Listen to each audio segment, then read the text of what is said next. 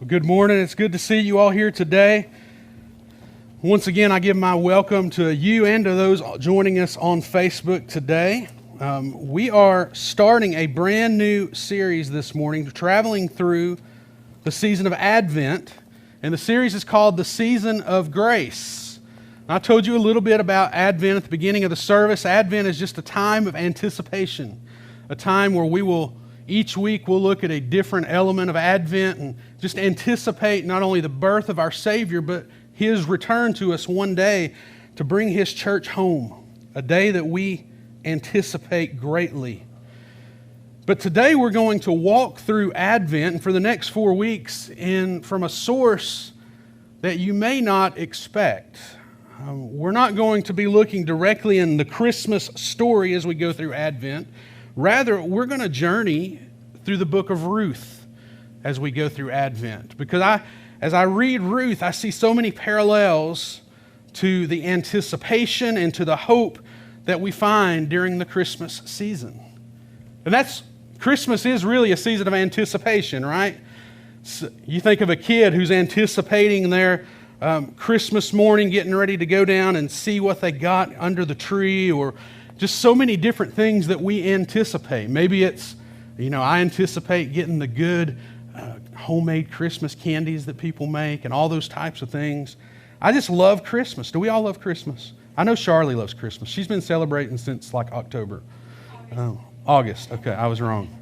One of the things that I really anticipate during Christmas is Christmas movies. We all love a good Christmas movie, right? I hope you love Christmas movies. I love Elf. Do we all love Elf?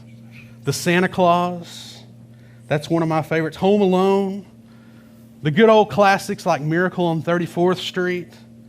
And then the greatest Christmas movie that's ever been made is Die Hard. I've talked to Heather about that recently, and I share that with you just about every year. If you've been with me very long, I believe that Die Hard is the greatest Christmas story ever told, except for the one about Jesus, right? Nobody agrees with that. Nobody agrees with that, really. I didn't even mention Christmas Vacation. I even have on my Christmas Vacation socks today.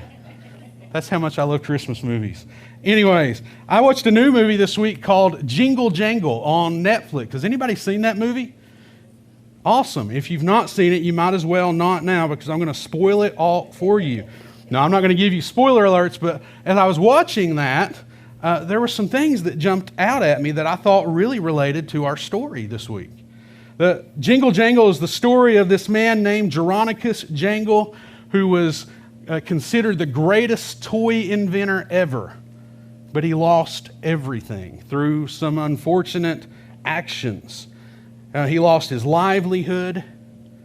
He lost his joy. He even lost his family just because of some things that happened in the movie. Some of it was brought on by himself and his response to the tragedy that he was facing, the response to the loss that he was facing. But because of that loss, he spent nearly 30 years in bitterness. He never saw the good that was happening in front of him. He was just a bitter man who was angry at what he had lost. And then his granddaughter shows up one day. She comes, and when she gets there, he kind of pushes her away. She says, "I'm here to stay with you till Christmas." And he's like, "No, you're not. You need to go. I'm working on some stuff. I can't have you around." But she persists, and he finally gives in and lets her stay with him.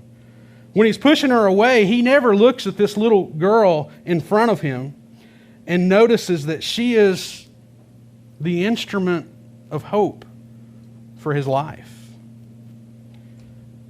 All he focused on was what he had lost. There's a character in the movie named Mrs. Johnson who's pretty much in love with Jeronicus, and she has a line that I thought was so fitting. She says, "The magic isn't just in what you've lost, it's in what you still have." All Jeronicus saw was what he lost. His focus was on getting back the things that he had lost. But hope was right in front of his eyes the whole time. It took a child to show him that hope. Hope and restoration were in his grasp. Now, I know it's just a movie, but even movies can sometimes have elements of truth, right?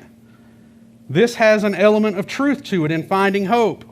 Die Hard has an element of truth to it in you probably don't want to be in a high-rise with terrorists. Still truth.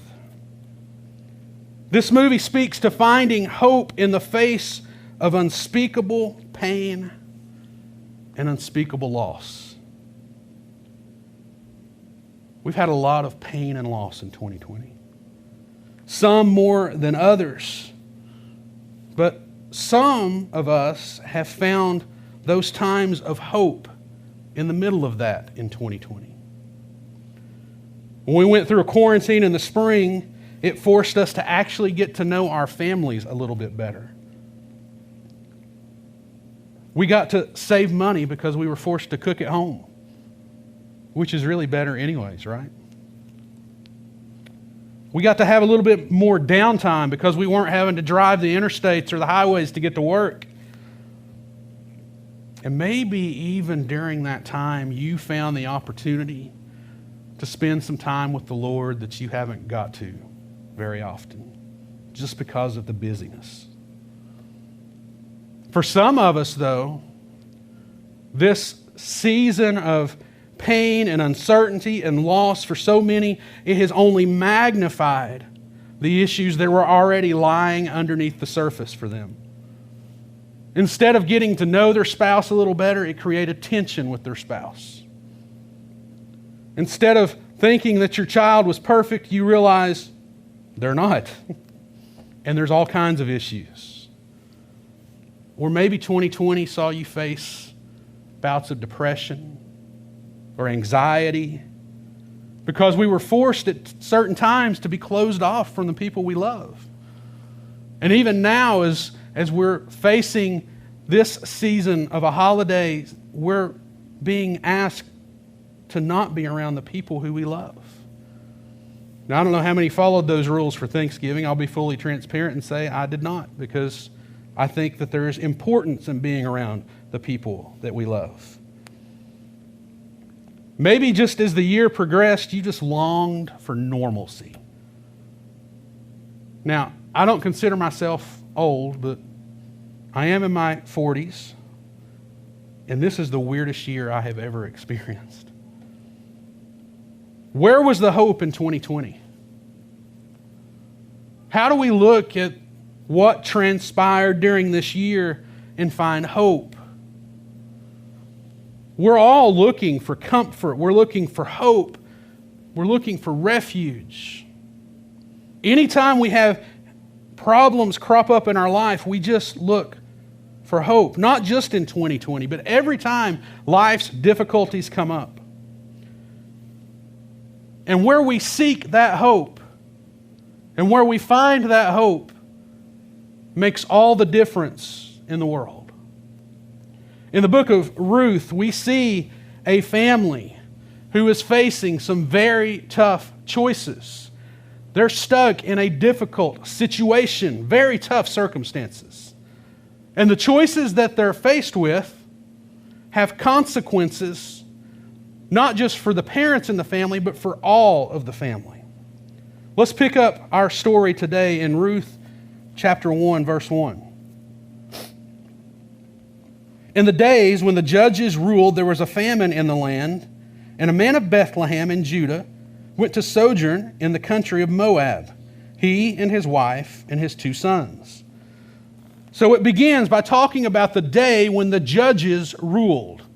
Now, this was a time that was difficult for God's people. A time where they didn't have any leadership, really. Judges chapter 21 says, in those days there was no king in Israel. Everyone did what was right in his own eyes. So the time that this family, it's Elimelech and Naomi and their 2 sons, at this time, it's a time of moral decay. Things have gone kind of south for God's people. Even God's people were doing anything and everything that they felt was right. It was a time of relative truth, so to speak. You do you. If it's right for you, do it. If it feels good, do it. If you enjoy it, do it. Does that sound a little familiar? Then they were faced with a famine. Now, most of us in this country, we have no idea what hunger really is. I mean, you can look at me and tell I have no idea what hunger really is. I could survive a long time without food. America is a land of plenty. Even the majority of our poor in this land have access to food through different programs and different ways to get it. Elimelech and his family, they had no access to that. There was not a food stamp program that was available. There was not a food bank they could go to. They could not show up to a church on a holiday and get their turkey meal to take home. There was just nothing. It was a dire situation for them. Now, it doesn't tell us what caused the famine. Maybe it was God's judgment on his people. Maybe he sent the famine because his people were living in a time of moral decay. Or maybe it was simply a drought. We don't know what happened and why the famine happened, but we do know it was a very difficult circumstance. Just put yourself in that situation. Where do we feed our family? And Elimelech begins to focus not on his family's spiritual well-being, he focuses on their physical well-being. How do I feed my family? That's a natural inclination. I think most of us would respond in a similar way. How do I take care of my kids? How do I take care of my wife? How am I going to put food on the table? So what does he do? He runs away. He takes his family and he goes and he seeks refuge with an enemy. You see, the Moabites, the land of Moab, they were enemies of God. They were not God's people. This group of people began all the way back in Genesis 17 when Lot had an incestuous relationship with his daughter. And they were banished from the kingdom of God. These were a people who worshiped false gods. This was a people who pursued every immoral way of living that we can imagine. It even tells us in the book of Numbers that this was a people who the Moabite women seduced the Jewish men, which resulted in the judgment of 24,000 being killed. Elimelech was seeking refuge with a people who opposed God. I think we see some similarities to that in our day. In an era that we're faced with COVID, an era where we're faced with economic uncertainty, and a host of other issues, Christians, people who are claiming to walk with the Lord, often seek refuge in a world that hates their God. They seek answers from the government. They go out and they seek advice from people who were opposed to their Lord. Rather than shining the light of hope in a dark world, many Christians just join in the chorus of despair. The next 3 verses of this chapter covers 10 years of tragedy. This isn't going to be on the screen. I was just going to kind of paraphrase it, but I feel like we need to read it. Here's what it says, beginning in verse 3. But Elimelech, the husband of Naomi, died. Oh, I'm sorry, let's start back in 2. I apologize. The name of the man was Elimelech, the name of his wife Naomi, and their sons were Mahlon and Chilion. They were Ephrathites from Bethlehem in Judah, and they went to a country of Moab and remained there. But Elimelech, the husband of Naomi, died, and she was left with her 2 sons. These took Moabite wives. The name of one was Orpah, the name of the other was Ruth. They lived there about 10 years, and both Mahlon and Chilion died. So that woman was left without her 2 sons and her husband. That's a lot happening in 3 verses. It's 10 years of tragedy. Her husband dies. Then Naomi's 2 sons marry Moabite wives, which was frowned upon because they were enemies of God. And then after that, the 2 sons died. So here's Naomi. After 10 years in this land where she really knew no one, now she's left with no family. She's left with no hope. And she's left with no future. Widows of Naomi's age and Naomi's time, they would just be forgotten, especially when there wasn't family to care for them. The author here doesn't even mention her name in the final verse of that passage. He simply calls her the woman.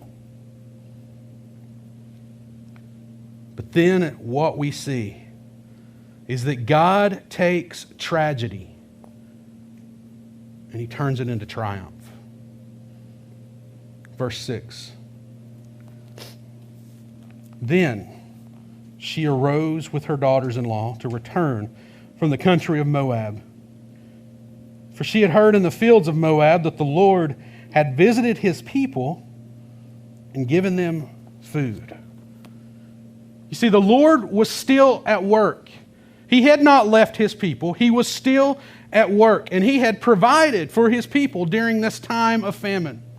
He had taken tragedy and turned it into triumph for His people. But Naomi, she missed the blessing. She didn't receive the triumph that the Lord had given His people because Naomi was in a place of disobedience. She had left the promised land and went to a land of an enemy. Here's a question for you. Are you missing God's blessing in your life because you're seeking refuge in the land of an enemy? Are you missing the blessing that God has in store for you because you're choosing the things of the world over the things of God?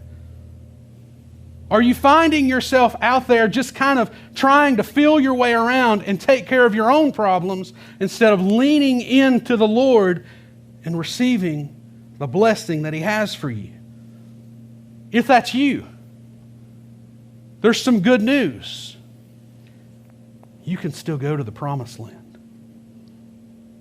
You can still come back home.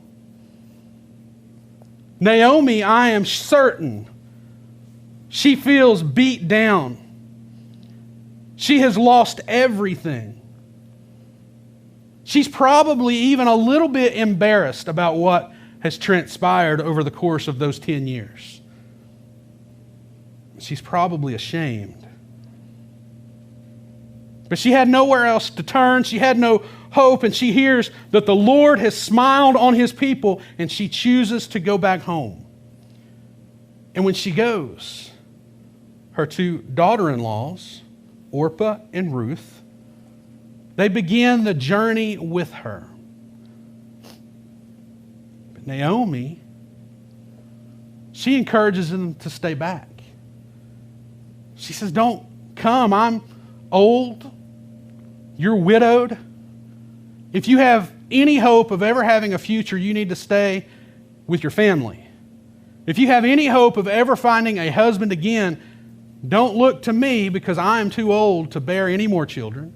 And you couldn't wait that long anyways. So she encourages them, go back. Don't come with me. Maybe she's encouraging them because she's embarrassed. Maybe she doesn't want to get back to Bethlehem and people realize her sons married Moabite women.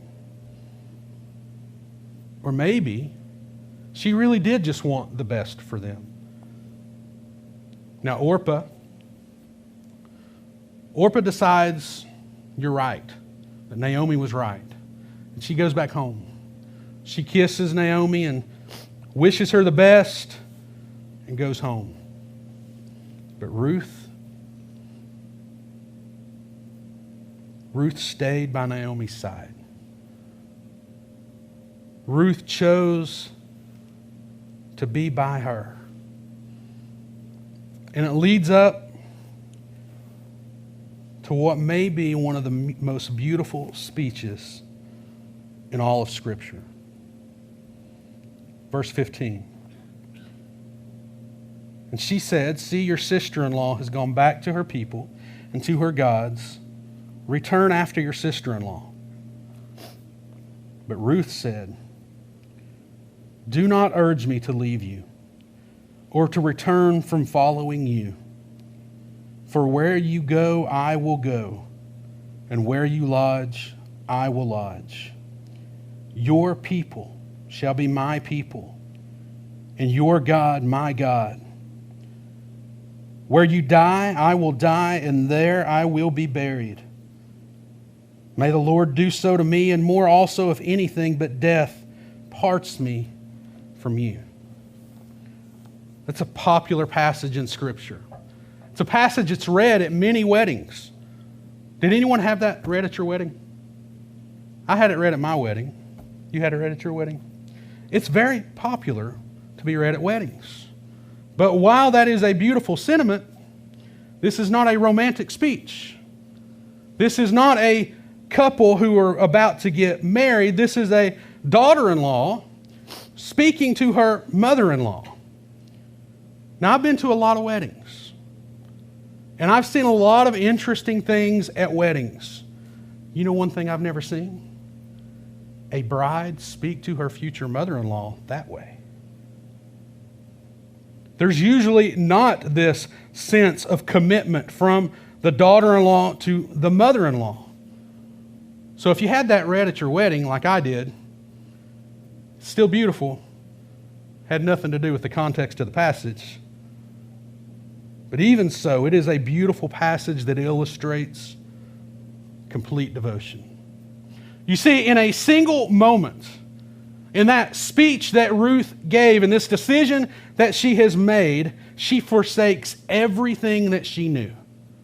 She's leaving her family. She's leaving the land that she knows, and she commits to Naomi and to Naomi's God. I believe Ruth cared deeply for Naomi. Ruth loved Naomi. But I think she also realized the power of Naomi's God. She saw in this the one true God who had the power to overcome a famine in Bethlehem. But she also realized that she wanted that. She wanted to be a part of God's family, and she says, "I'm with you, Naomi, and your God is my God."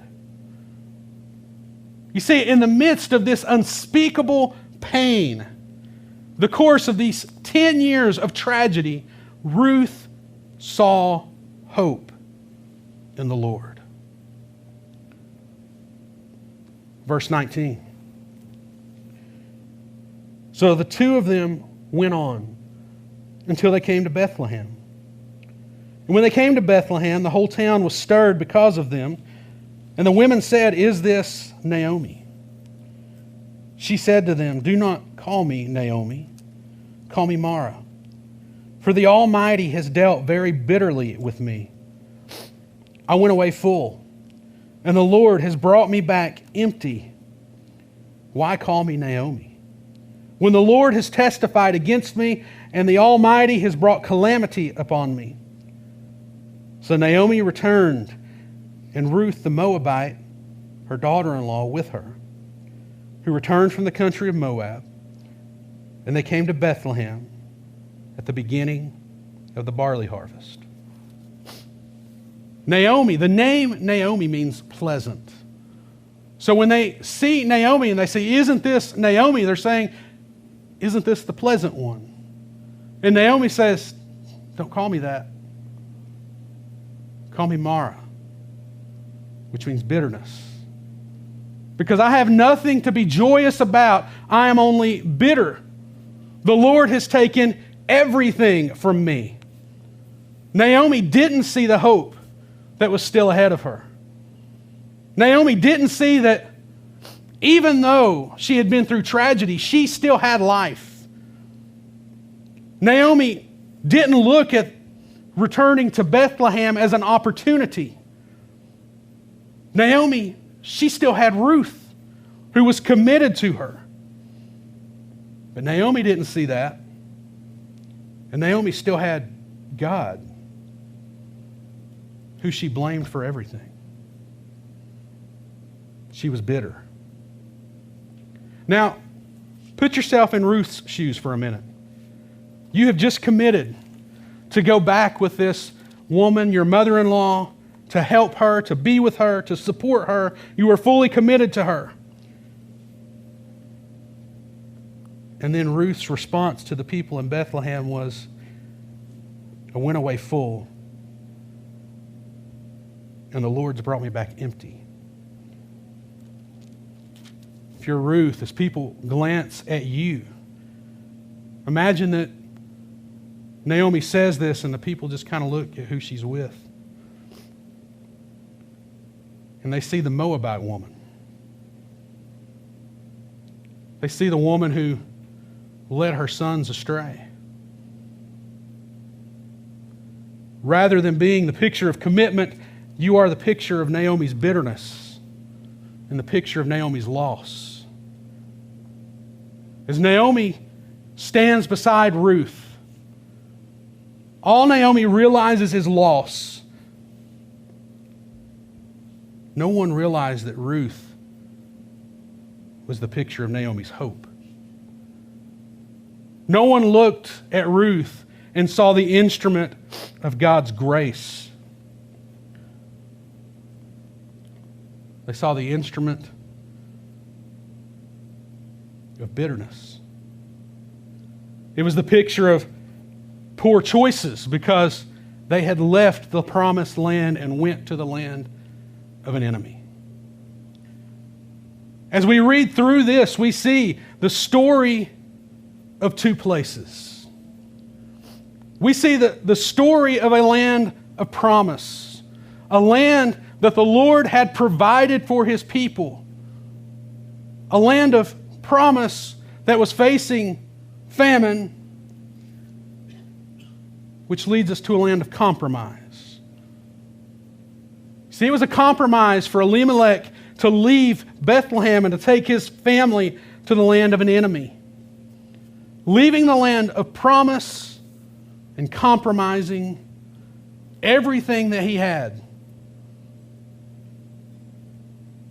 We also see in this the story of two people. We see a woman with honest hurt. Now we can look at Naomi and we can say, hey, Naomi, she should have left Moab a long time ago. She should have recognized the Lord at work in her life. But how many times have we been hurt? Or have we been facing a time of disaster or trial in our life and we end up being bitter? How many times have we blamed God because of something going on in our life? She was honestly hurt. She had lost everything. Whether it was the fault of their own actions or not is irrelevant. She had lost it all. Her husband, both of her sons, gone. We see a woman of honest hurt. And we see a woman of humble devotion. Ruth could have stayed in Moab, could have married again, could have returned to her family, but she chose to be devoted to this woman, Naomi. Humbly, leaving everything that she had to go and return with Naomi to Naomi's homeland. We see the story with two pictures of God. Naomi talks about the Almighty. We see a God who is great. a God who is all powerful, a God who is all knowing, a God who can control everything. He is a great and mighty God. But we also see a God who is good.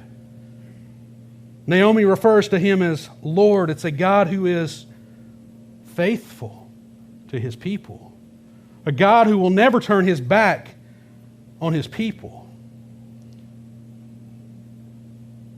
And then we see the story of hope and God's promise. That God takes tragedy and turns it into triumph. What a story. That's just chapter 1.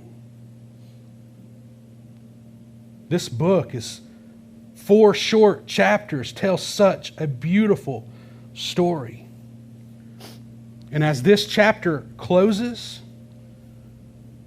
we see a very important note that they are arriving at the beginning of barley harvest. The meaning of that is so important. We could talk about that all morning, but we'll save that for next week. As we close this chapter, Ruth is standing next to Naomi, entering into Naomi's homeland, and Naomi has no idea of the hope that's about to come. Christy and I met our daughter Caroline in August of 2017. We had just adopted Braxton. Like literally, adopted Braxton. The next day, we get a call to go meet Caroline.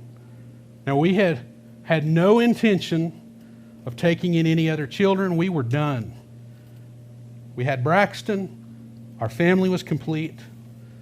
We had turned down other opportunities to foster. But for some reason, this call, we just had to say yes. When we met her, she had been born with neonatal abstinence syndrome. I don't know how familiar you are with that, but it can be a pretty difficult syndrome to deal with. And Caroline was having some very severe withdrawals from the substances she was born with, and then withdrawing from the medication they were using to wean her from those substances. Caroline spent 7 weeks in the NICU at UT Hospital. And then she came home to be with us. The effects of NAS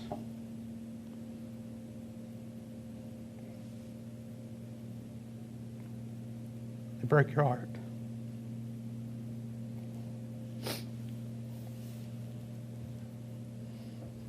She would just seize up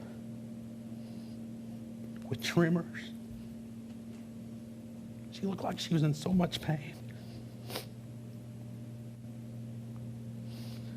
It would just make me so mad.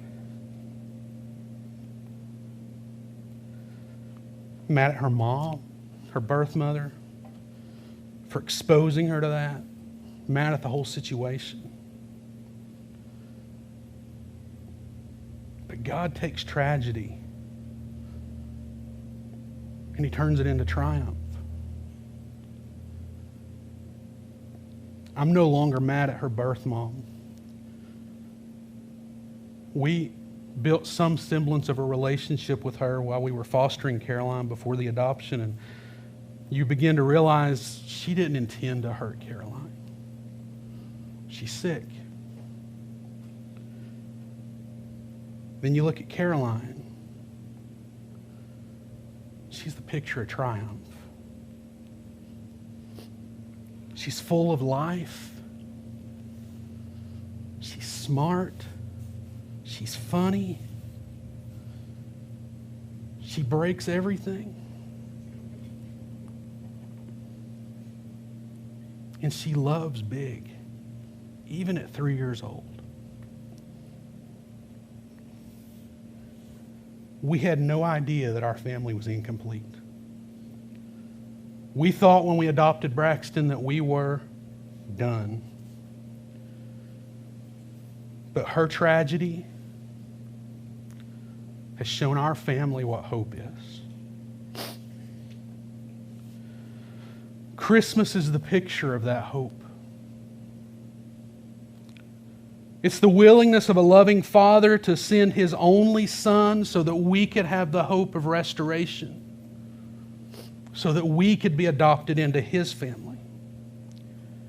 It's the beauty of undeserved grace. When we're faced with whatever we face, we can flee to the land of an enemy,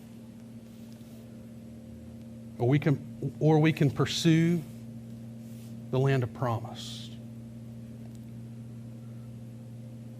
Stop chasing temporary pleasures and seek everlasting joy. The answers are not in a world that is hostile to God. The answers are not in the land of the enemy. The answer is only in a Lord who can turn tragedy into triumph. Some of you may be in this room today without a relationship to the Lord.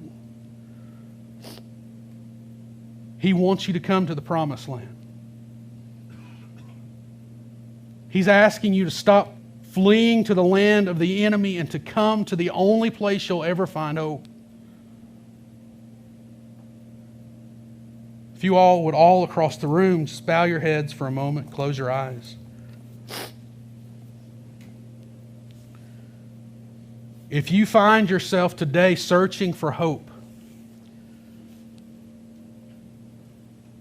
and not knowing where to find it, Jesus is where you find it. You can begin a relationship with Him right now. Just say a prayer like this.